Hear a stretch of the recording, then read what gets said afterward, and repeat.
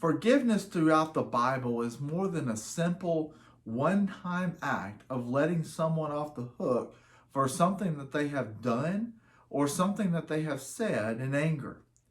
But forgiveness becomes a lifestyle that we lead or a mindset that we develop over time. Holding a grudge or holding on to the memories of things people have done to us is in the arsenal of Satan. Satan wants us to occupy our time in reminiscing over the things that stir up anger or dislike for a person or a group of people. Leviticus chapter 19 verse 18 reads, "You shall not take vengeance, nor bear any grudge against the children of your people, but you shall love your neighbor as yourself. I am the Lord." It is easy to hold a grudge and to try to figure out a way that we can take our vengeance out on a person or a group of people. Satan is encouraging us to act and to behave in this way. He wants us to focus our attention on these things that will cause us to lose sight and the importance of these relationships that we have.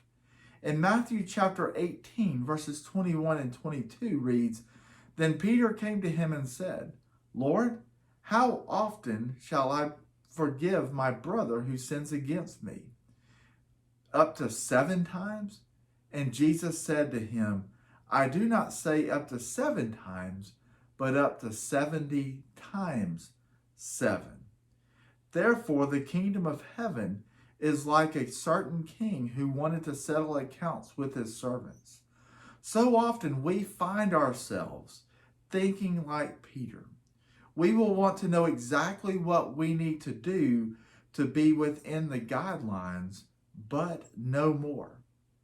Jesus takes the law to the next level, and by telling Peter, "You should not only forgive 7 times, but 70 times 7.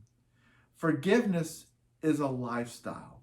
Forgiveness is not a one-time thing that we do and move on, but something that we continually do every day of our lives. Jesus uses the parable of the unforgiving servant. A king called his servants in who owed him money. One of the servants was not able to pay the exorbitant amount of money that he owed the king, but the king forgave him of every penny of the debt. The servant then turns around and goes out and finds someone who owed him a small amount of money and has that person cast into prison until he could pay the amount in full to him.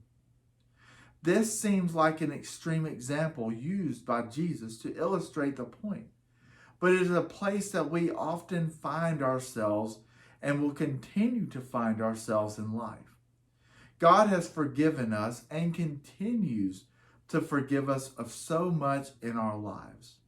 And on the other hand, we will hold grudges against our friends, against our family, against our business acquaintances, and against people that we just come across in life. When in reality, we should be the first to be forgiving and have the mindset of Christ and forgive.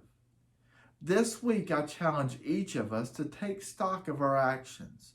Find someone in our past who we need to forgive and make the necessary steps to make things right.